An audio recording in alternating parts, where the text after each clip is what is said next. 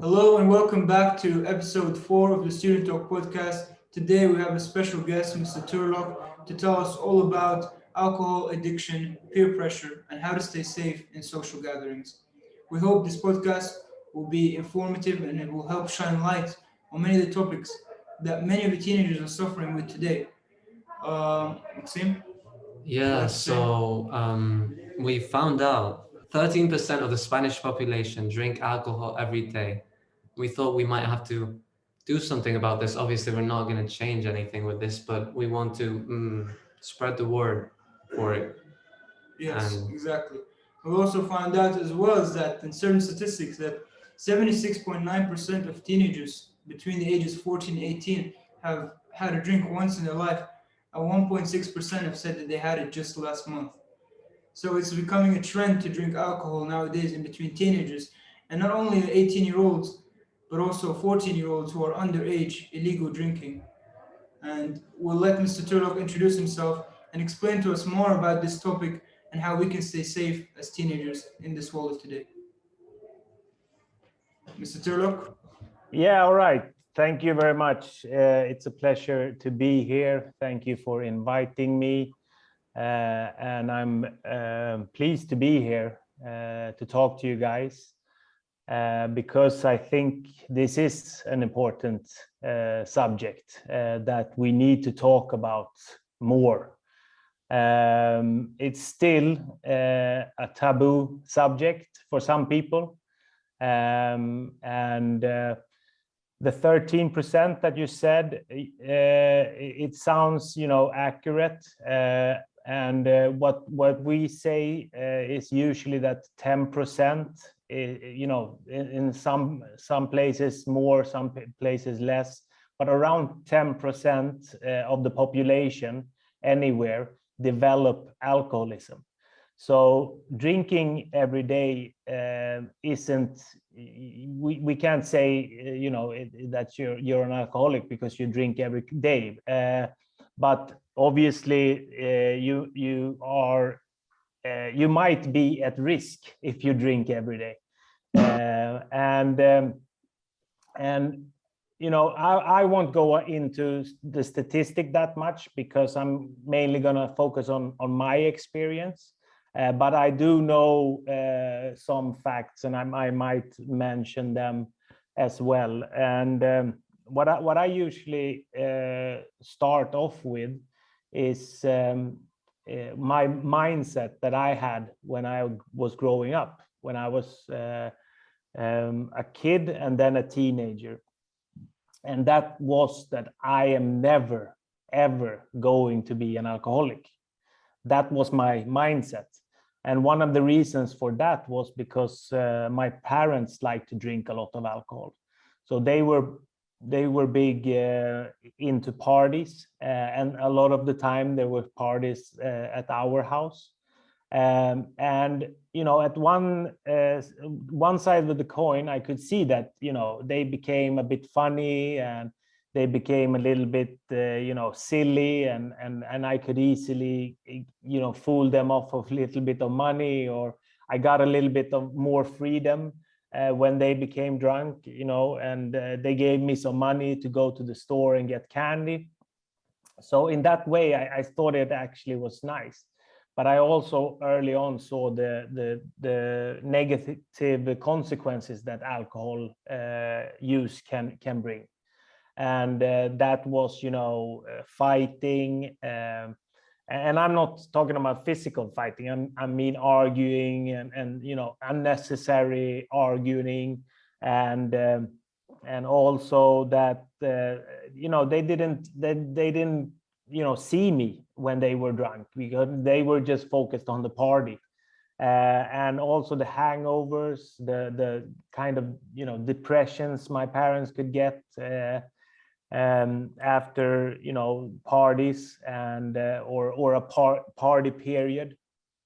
But the thing is that my parents both had jobs, they both had money, and on the outside everything looked good. They always went to work, so it wasn't that they drank every day all days, but it was just that when they wanted to enjoy their life, they drank always. They couldn't really enjoy life without alcohol, and I saw that. So, obviously as a kid, I thought that, you're supposed to take care of me, you're supposed to see me, you're supposed to look after me and enjoy your life with being a parent to me. But I thought that they thought that alcohol was more important. So I started hating alcohol, actually. So my focus was, or my mindset was, that I'm never, ever going to be like that. And now I know, getting into a little bit of facts, that if you have one parent or two parents, obviously, you have a bigger risk of developing alcoholism or drug addiction.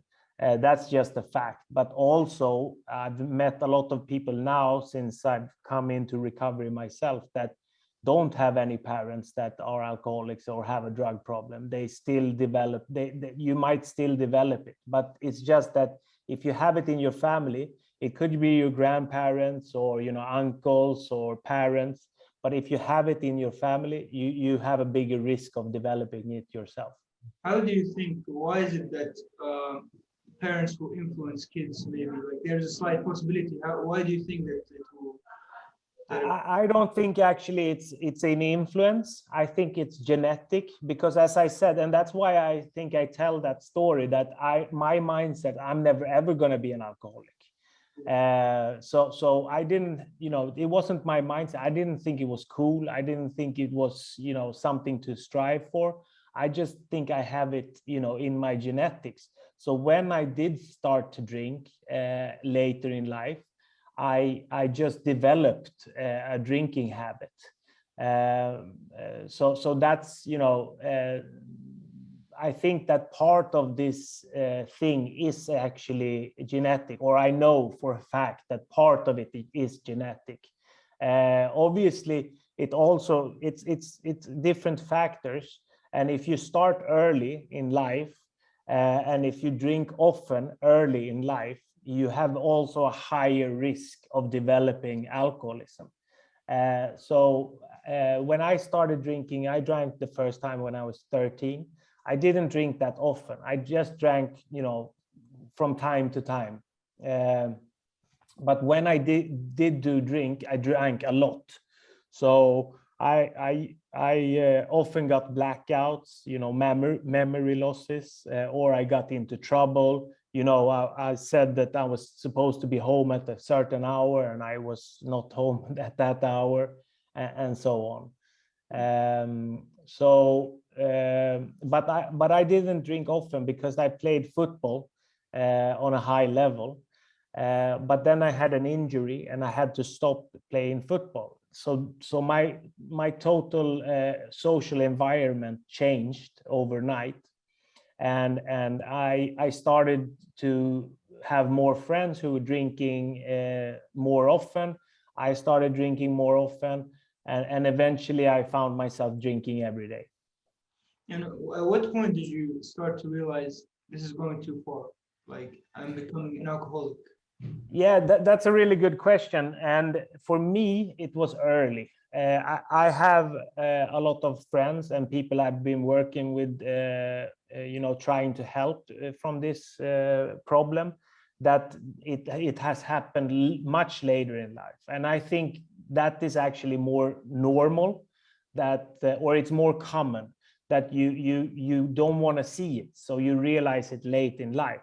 But because I think that's because one of the reasons is because I had my background with my parents, and I had an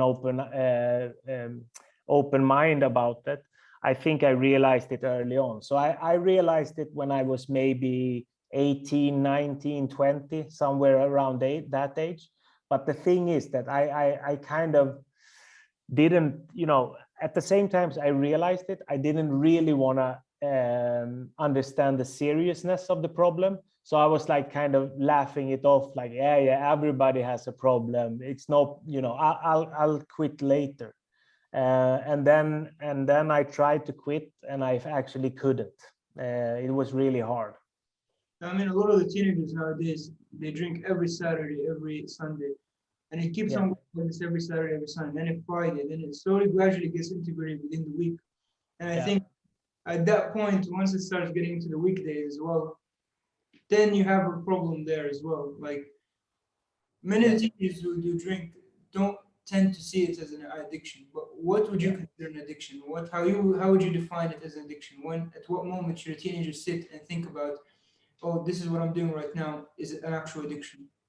Yeah, that's a really good question, and a really important question, because a lot of people think that, oh, I'm not an alcoholic because I don't drink every day. And that's not true. You can drink once a week and still be an alcoholic, or have a drug problem. It's more about what happens when you drink. So if you drink, 1 or 2 glasses of wine every day, that might be fine. You might not have a problem, right? But if you drink, so you have negative consequences, and you can't, if you have negative consequences of drinking and still drink the same amount, then you have a problem. That's the thing. So if you drink every Saturday, and some of the Saturdays you end up drinking too much, you end up in a blackout, you end up being unfaithful, or getting into a fight, or doing some stupid shit that you're not supposed to be doing, and then you go and do it over and over again, then you might have a problem. That's, I would say, that's the biggest sign that you have a problem, that you have negative consequences. It might be that you get into trouble. It might be that you get depressed. It might be that you have other financial negative consequences, or some other negative consequences, but you still do it. Because alcohol and drugs, if you do it, it's supposed to be fun, right? Or it's supposed to do something positive for you at least. And it might do that, but it also might give you negative consequences. And if you have negative consequences and you still do it, then you have a problem. Yeah, I think I would say it's a really good perspective. This one, I never really thought about it. Is that for me, when I thought of addiction, I thought it was the frequency of drinking. But to see that addiction can also be low frequency, but the outcome is always negative. That's a really good putting it, and I think many teenagers can identify themselves with this idea, because if you tell them you're addicted, they'll tell you, no, I only drink on the weekends. That's fine. Like you said, what is the outcome of your drinking on the weekends? How do you react after that? Are you going on to create certain problems for people? Are you raising, like, there's parents who are alcoholics, and they abuse at home. They have it's a main cause for abuse at home, and it's a really interesting way of putting it. I never really thought about it as you got it right. And also another thing that is a sign of that you might have a problem, that's a clear sign. It's if you say that, okay, this time I'm just going to drink 2, or I'm just going to drink 3, or I'm just going to drink a little bit, and then you drink more than that, then you certainly have a problem. That's that's a good measurement. And I would say usually you already know, in a group of people, you already know who's the potential alcoholic really in an early age. If I would go out and see you in your class or in your school party, I would probably be able to say, okay, that guy is probably, he probably has a problem. It's actually really, it's like we say that if it looks like a duck, it sounds like a duck, it walks like a duck, it's because it's a fucking duck. It's that simple, really. It's not really rocket science. Actually, you probably know who has the problem, but usually they don't want to see it, and people don't want to tell them that. I agree, totally agree with you. Before you said the first time you tried quitting, you couldn't, And I'm interested in knowing why that is. Was it a lack of motivation or any other factors? Yeah, that's also a really good question. And I mean, when I tried to stop, I had already gone in pretty deep into addiction. I had been using more or less since I was 17, more or less every day. I wasn't totally drunk every day. You know, some of the days I only took some pills or, you know, smoked some weed or whatever I did. But I was pretty much into addiction at that age, from like 17 to up to 22, 23. And I tried to stop, but I was too physically dependent on it then, because what happened when I tried to stop was that, you know, I got stressed, I got anxiety, I got depression. I couldn't handle life really without anything in my system. So I felt that I needed something in my system to be normal. So I sought professional help, and it didn't really work because, you know, I wasn't ready to give up the things I needed to give up. I tried to stop, but I didn't want to change my friends, and all my friends was doing what I had been doing. So I tried to be sober, but I couldn't. I gave in to the peer pressure. What is it? Say the word? Peer pressure. Peer pressure. That's it. Yeah, I gave up to that, and it's one of the important in regards to this thing. Like you were saying, you with peer pressure it didn't help you to quit. Yeah, it does the opposite. That's the opposite. Like no, having I mean because I was hanging out with people who were you know, partying or taking drugs or drinking. So in that case, it didn't help me. But what changed was that when I was a bit older, I found a community of people. I found it through a self-help program, which is an anonymous program. So that's why I can't mention what kind of program it is. But I found a group of people who all had a problem before, and now they were living soberly. So I've been a part of that fellowship since almost 15 years now. So I haven't had a drink or taken a drug in in almost 15 years. The 13th of February this year, I'm celebrating 15 years of not drinking or doing drugs. And it was only because I found these people. Because the thing is, when I was trying to stop before, I didn't really understand that there was people who didn't drink or didn't use drugs. Because to me, everybody was doing it. I actually thought that, you know, I thought that no, but everybody is doing it in one way or another, you know. So it's impossible to live soberly. But I found friends, and that was a big part of my recovery. It wasn't only that, because I had to work on myself as well. But that was a big part of it, you know, that we could go out to dinners, we could even go to parties, but sober.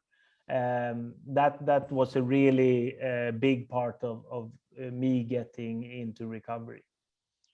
yeah, I mean, your battle to sobriety to become sober for 15 years, right? It's one that has a lot of temptations within it. How do you manage to avoid these temptations? How do you manage to avoid, you know, it's a normal thing in society to drink. You go to restaurants, people are drinking. You go to cafes, people are drinking. You meet with the people, they're drinking. How do you go about avoiding these temptations? I don't avoid the temptations because I don't feel any temptation today. In the beginning, during my kind of first year, I had a lot of temptations. If I went out, or if I saw people were drinking, I kind of felt like, oof, that I want to be a part of that.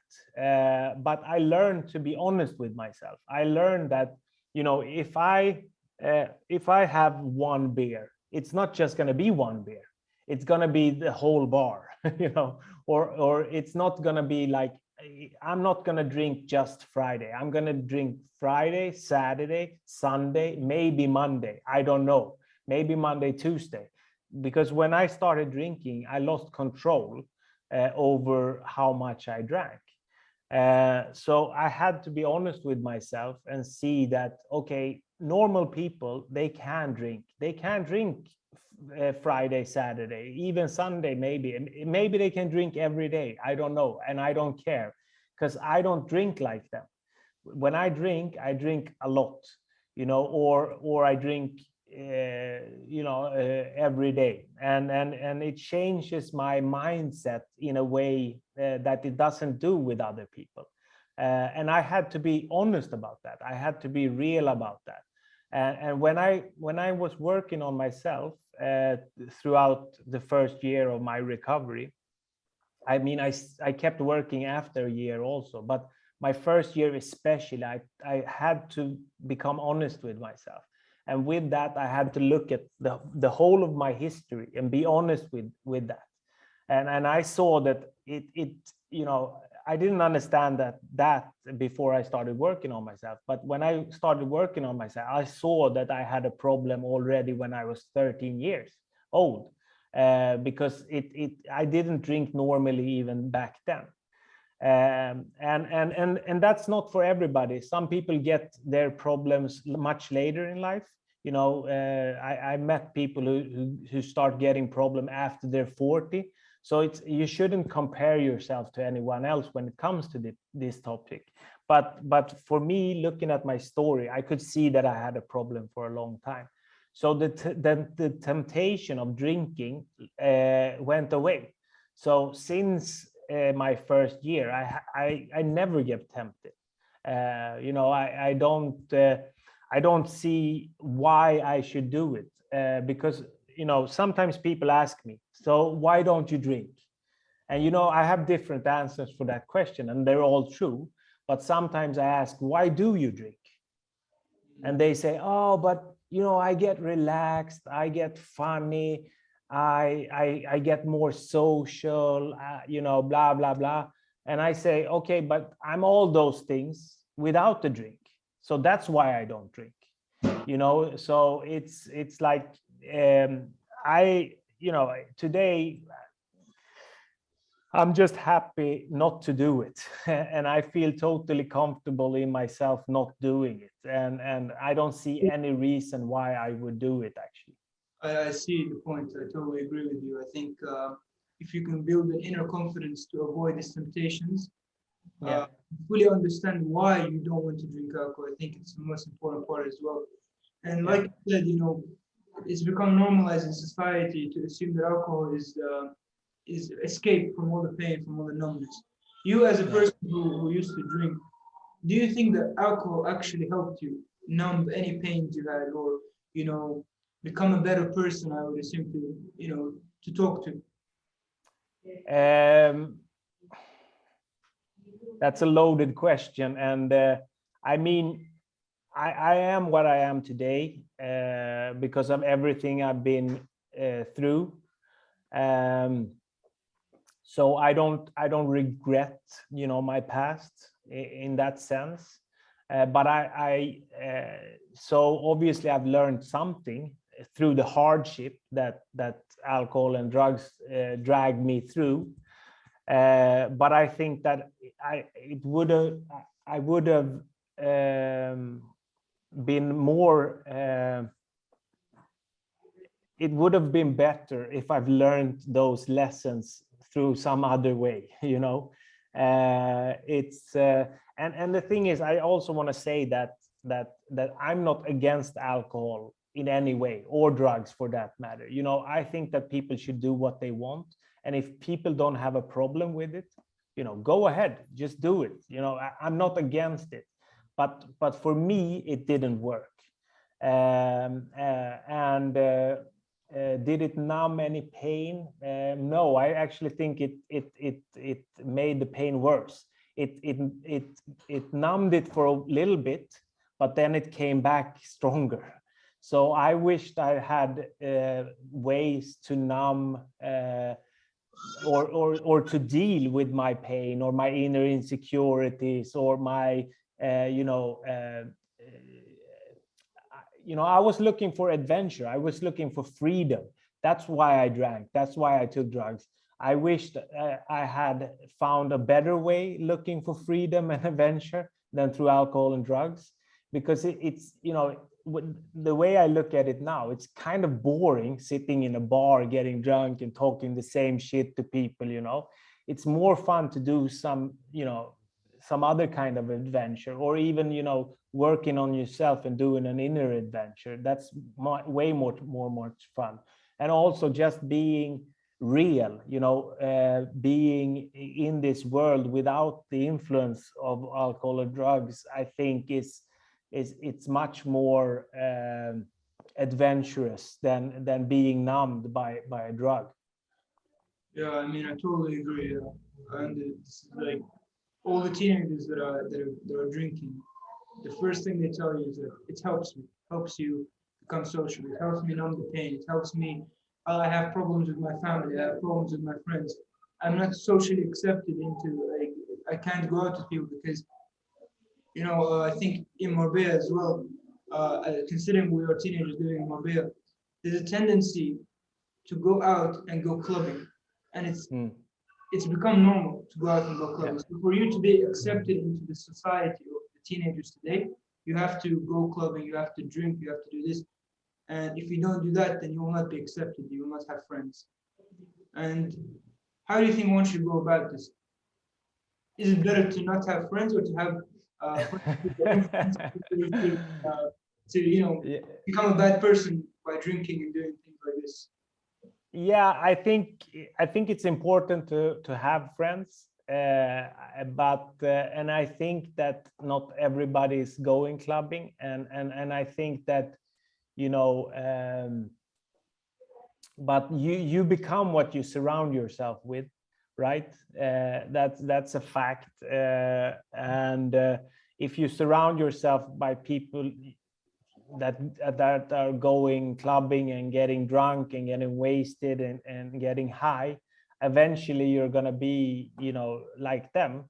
And I'm not saying that you shouldn't, but just if you get a problem, take care of it as soon as possible. And also, I mean,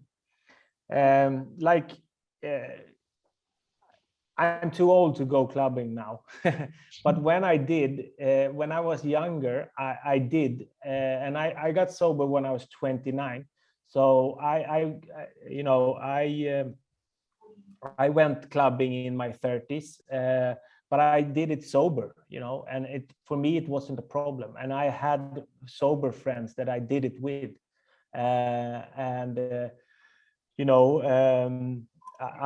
so I don't really have a good advice, except that if you start having a problem, then you have to deal with it, and don't do it too late. Start talking to people or being real, being honest as soon as possible. And that's also a question that I get a lot when I'm doing these talks in schools that I've done for you guys before, is that, what do I say to a friend that has a problem? And I'm I don't have a really good answer for that either, except for be honest. You have to be honest, and it might actually be that you lose a friend with that, because if somebody has a problem and you say to them they have a problem, they if they don't want to accept their problem, they're gonna turn the other way. They're gonna say, no, you're stupid, I won't listen to you. and they will turn away. But they will probably remember what you said, and hopefully eventually they will actually understand that they have a problem. But it's really hard to deal with, because it is a problem that has a high level of denial in it. People who have a problem, they don't want to see it. It's the same when I go out and I'm sober, or I'm at a dinner party and I'm sober. The only people who have a problem with me not drinking is people who have a problem. They are like, oh, why don't you drink? Oh, are you boring or what? It's because they need to drink to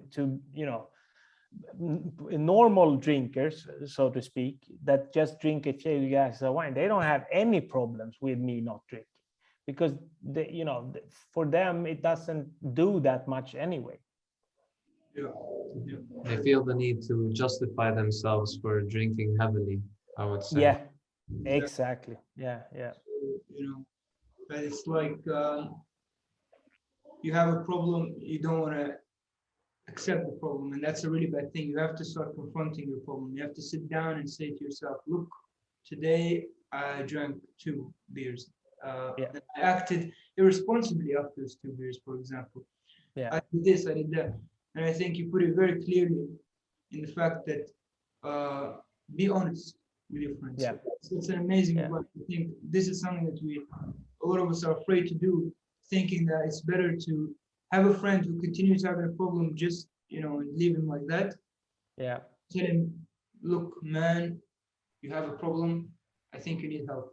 This is like, Yeah, exactly. And the thing is that if you actually deal with your problem as early as possible, you might be able to drink normally, maybe. But if you continue when you already started having a problem, then you're gonna have a hard time dealing with it later in life. That's the issue there. Did you suffer any health problems apart from psychological ones while you were drinking? No, not really. I mean, or maybe I did, but I wasn't aware of it. But I suffered, from mental health issues. So I even thought, at one point that I might be bipolar, because my highs were so high and my lows were so low. Sometimes I was really, really happy with everything, and sometimes I was just depressed. But that actually balanced itself out when I got sober. So I don't have, since I got clean and sober, I haven't had any mental health issues at all. And I thought that, that was part of my personality. I thought, I really thought that I had a mental health problem, but I found out it was actually, just because I was trying to escape the world with alcohol and drugs, that I started having these problems. Yeah. Also from that, there are people who don't drink, but they have mental health issues. Yeah. Because of those mental health issues, they decide to drink as well. Mm. So what do you think people with mental health issues who feel the need to go and drink so that they don't feel the depression, they don't feel the pain? What do you think they should start doing instead of going to drink? What are the they need to seek help, and maybe not, if they go to a doctor and the doctor say, oh, take benzos, for example, they might want to try to get a second or a third opinion on that, because there's a lot of ways to deal with mental health issues, and I think that starting to use prescription drugs or even worse, alcohol, it just leads to worse problems later on. I would say. But obviously I'm not a doctor, but I've seen a lot of people start with trying to treat their own mental health problems with alcohol and drugs, and it actually makes it worse in the end. It might feel for a period of time that it's working, but then eventually it catches up with them and it's just even worse. So finding a better way to dealing with those problems. Obviously, some people need to take medications, but Overuse them. Like, yeah, there's a lot of ways, and there's a lot of studies actually that suggest that exercising and doing meditation works better than prescriptive drugs. It's just that, you know, exercising and a meditation, you have to do an effort, and the medical companies don't make money off of you. So some of the doctors, they suggest that it's easier just to take a pill, and obviously the big companies make a lot of money off of it. the idea of having to go and meditate, finding inner peace within yourself, or do sport to find, you know, because you know when you're in the gym, for example, and you're going to do the weights, you're on your 9th one to get to the 10th one. You have that moment of just, I could give up or I could do it. There's just one decision that can influence. And just by making the decision to not give up, it really helps you, like, mentally to do better and everything. I think.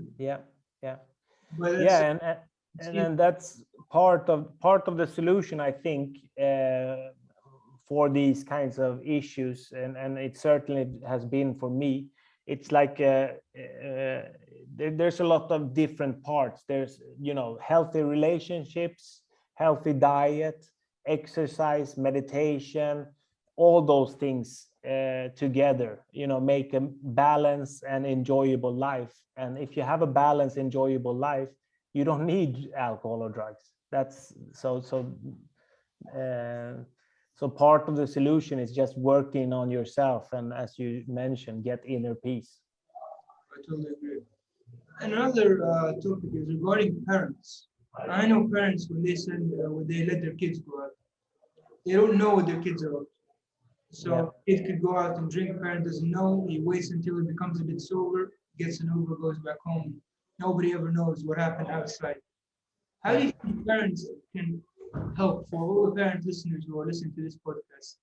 You know, what can they do as parents? Because they can't always be tracking their son or their daughter. They can't always be on the radar with them. What can they do to ensure that the son will not do this kind of things, or the daughter won't do this kind of things?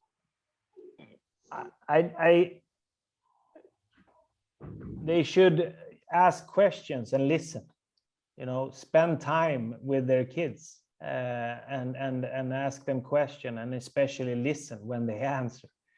I think it's as simple as that.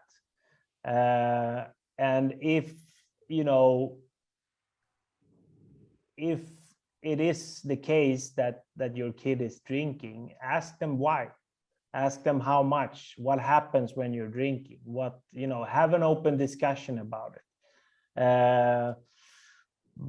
And also talk about, do we have it in our family before? Do we have grandparents? Do we have uncles? Do we have anybody in the family?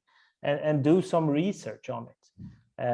You know, what might happen if you drink too much or take too much drugs? What might happen?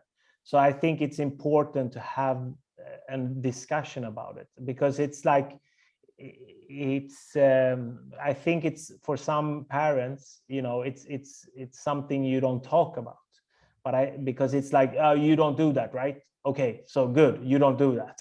It's better to ask them, you know, if you do, can you please talk about it? And also it's obviously important for the kid that the parent is honest with themselves. Why do the parents drink? How much did they drink when they were growing up? Have they ever had a problem with it? Do they know anybody who has a problem with it? They have friends or family who has a problem with it?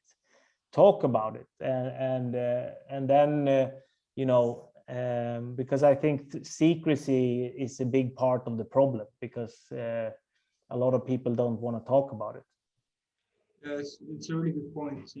For the parents listening to this, gets the word. Pay attention. Pay attention to this. I think this is really wise, to be honest. The way you put it through. As a teenager, this is ideal for me. If the parents were to do this, if we're a teenager, this is the ideal thing. Because we as teenagers, we want people who can listen to us, listen to our problems. Yeah. We are more aware of our mental health. Nowadays, there's more awareness between teenagers of their mental health. The problem is that when they start talking about their mental health, a lot of people dismiss them. Yeah. Yeah. And you're like, oh, it's because you're using your phone too much, Yeah. because you don't do exercise, you don't do this. Why are you depressed? Well, because you have everything you want.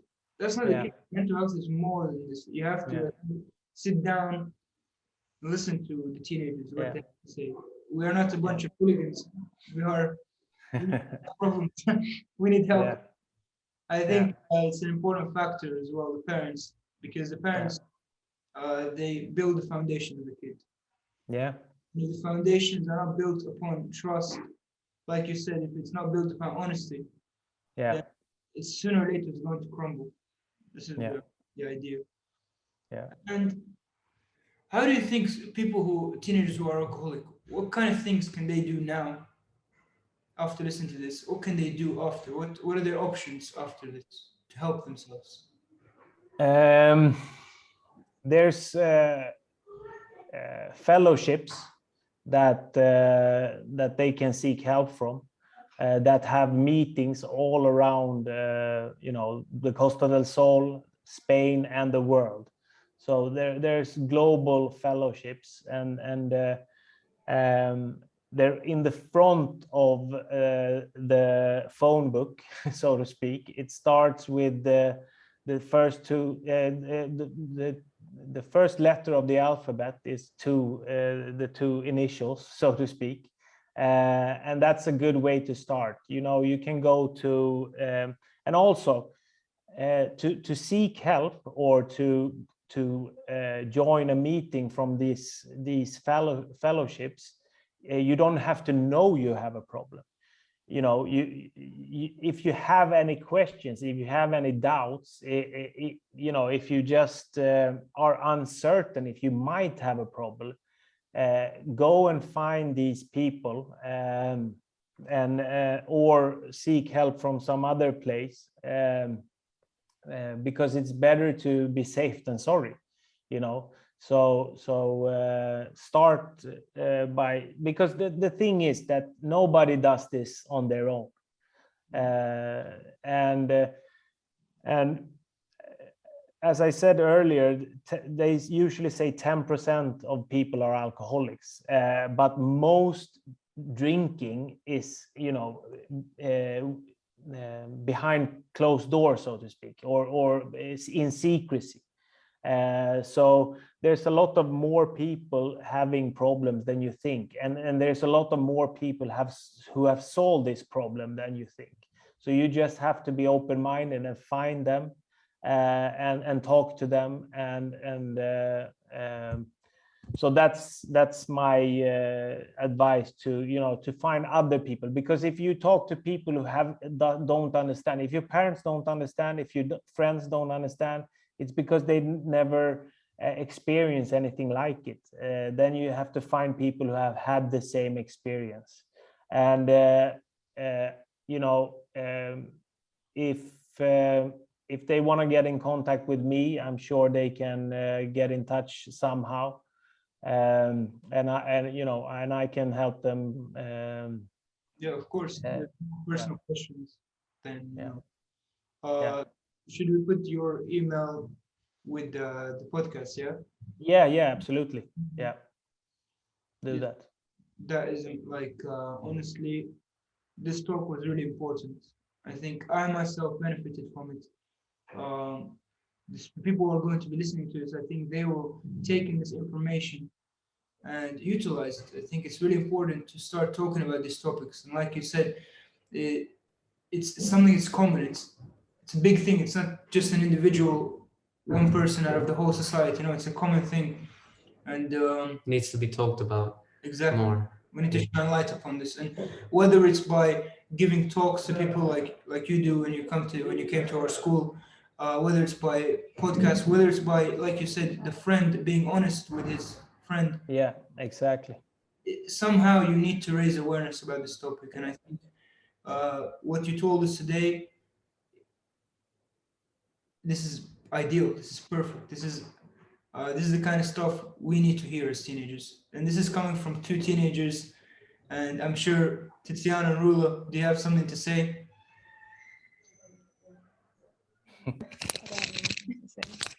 No. Sorry, but you've explained everything in complete detail, as much detail as any person could ever possibly go into, and you will probably benefit a lot of people, especially like in our own school. Like I personally know a couple of people who are struggling with that issue. So right. Thank you very much for all the information. Yeah, it was very helpful. And benefit. Thank you. I appreciate it. And thank you for having me. It's like you say, we need to talk about it more. We need to bring awareness, and especially we need to be there for the people who are still suffering from this. Indeed. Yeah. I think we've answered most of our questions. Yes. And Right. if there's anybody who has personal questions, I'm sure they can contact you if they want. Yeah. If you want to tell Mr. Turlock something more personal, of course, he is a person who will understand you, who will listen to you. Out of the many people in this world, I'm sure I think this would have to be the end of the podcast, and I hope that you all took away something from this. And even if it's just one portion of the podcast that you take away, this is at least take something away from it, absorb the information, rewatch the podcast if you have to, save it, rewatch it again. These words, truly, it's really hard to find people who will tell you this. Only people who have experienced, who have gone through these certain things will tell you the honest truth about what it is and will elaborate on it. And I think it's amazing to have you here, Mr. Turlock. It was a pleasure to talk to you. And honestly, thank you very much. Thank you very much, for coming. Thank you. Thank you for having me. It's been a pleasure. Thank you very much. I appreciate it.